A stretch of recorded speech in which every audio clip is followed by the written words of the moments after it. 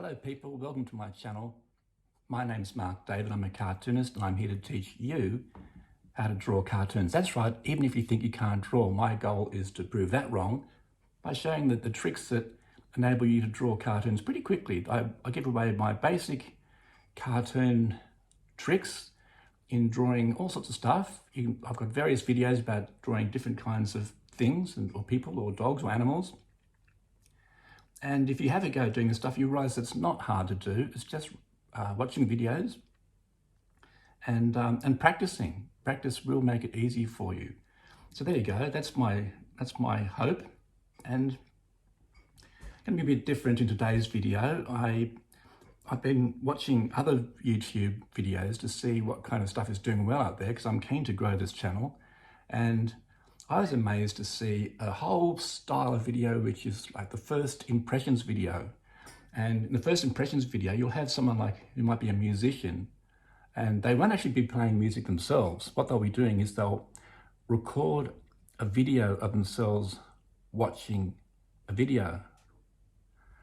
It's true. They're all out there. They're doing very well on YouTube. So I thought, well, there's an idea. I'm a cartoonist. I can record a video of myself looking at cartoons. I mean, that should be exciting. So that's my goal for today. I'm going to be drawing attention to what I look like when I look at other people's cartoons. This will be my first ever first impressions video, me reading cartoons. And the book I'm going to be getting my ideas from is this one, marvellous book, Cartoons from Punch. I was very pleased to pick up this book. It's a collection of cartoons from the wonderful late great Punch magazine, a true giant in cartooning in its day, a British magazine.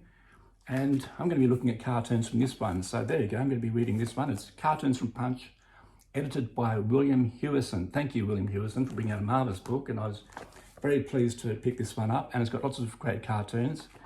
Just looking at the front of it here to see when it was published. And it was published in, first published in 1979, which was, that's the year I started art college. So that reveals a fair bit about the age of this book and also a fair bit about the age of me, but that's okay. These cartoons, they've aged beautifully.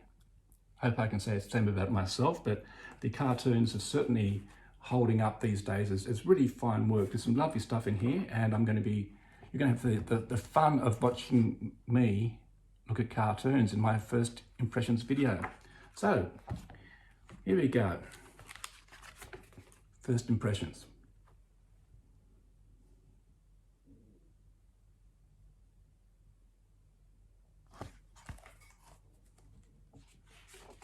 Exciting, isn't it?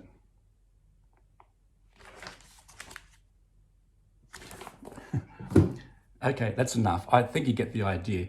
You're probably wondering, why am I doing a first impressions video about myself watching cartoons, looking at cartoons? Well, there actually is a reason for it, apart from having a bit of fun.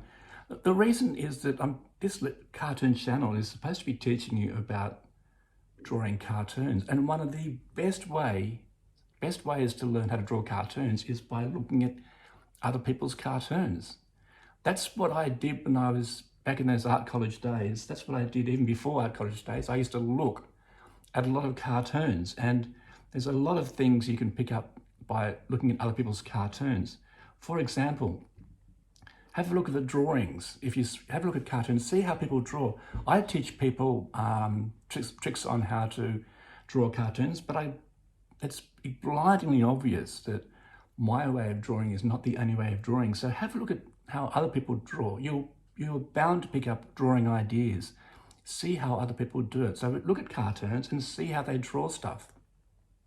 For example, do the people draw a complex background? I tend not to draw a complex background because first of all, it's a whole lot of extra work. But also, I believe if you draw too complicated a background, it can be hard to actually find the actual cartoon. The background can be very distracting. Sometimes you need a background. You might need a background to communicate the idea.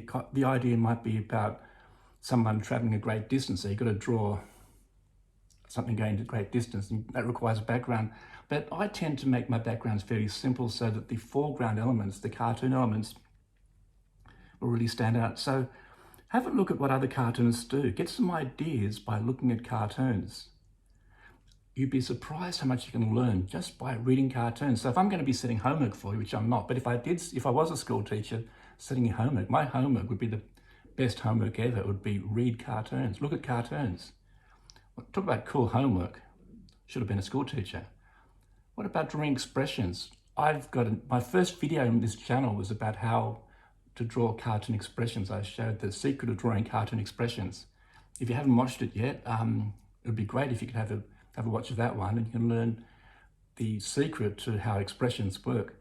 Now, how I draw expressions, though, is not the only way of drawing expressions. If you look at other people's work, you'll see that other people have their own way of drawing laughing people or angry people or scared people or whatever kinds of people. So look and see the expressions in people's cartoons and how they manage to convey those expressions. Again, if you can combine those ideas with the ideas of other people, and the ideas in my book, and the ideas of my channel, and the ideas in other cartoons, combine them all and use what works best for you, and it'll be more interesting than just getting all your ideas from what I say. I mean, obviously I want you to watch all my videos and like, comment and subscribe, but have a look at what else is out there, and you'll find that you will pick up on stuff. You really will. Learn a lot. What else? The language.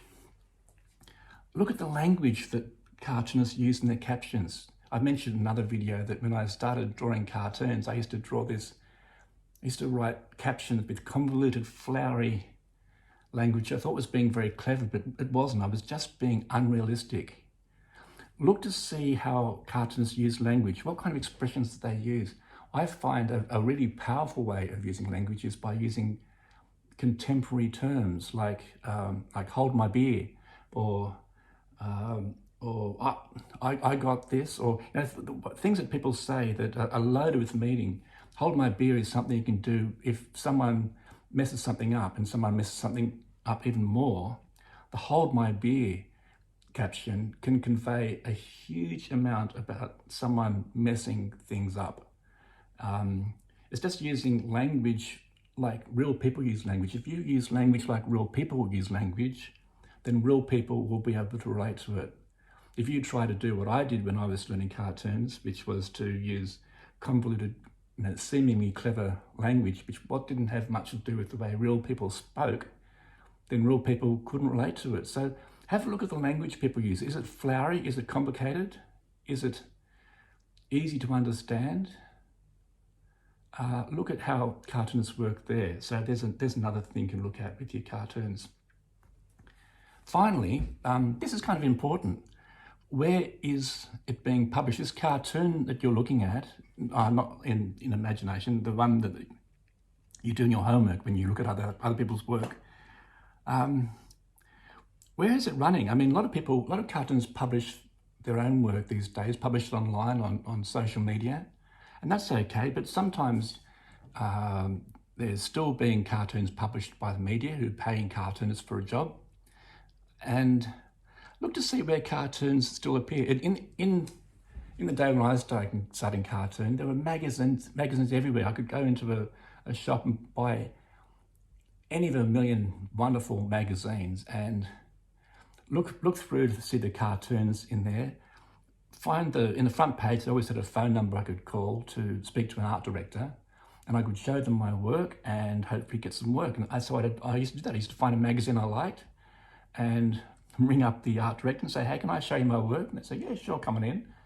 I'd go into town and show them my work, and I'd walk away with a job to do.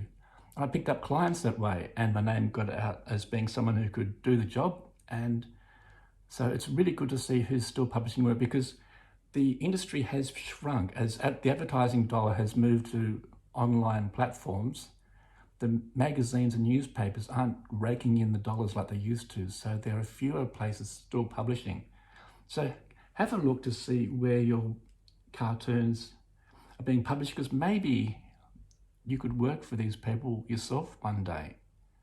I prefer not to apply for jobs where cartoonists are already actively employed, because I would never want to have someone kicked out of a job just because I wanted their job. I like to think that there might be an opportunity to find something new, but even still, just see where the industry is still actively employing, to get an idea about the state of the industry. Because if you want to do this stuff professionally, it's good to know where people are still making money out of it. Now, it might just be a case of you starting your own social media page and publishing your stuff yourself. And it's going to be pretty hard to make money out of that. First of all, because everyone's just going to take your work and use it for themselves.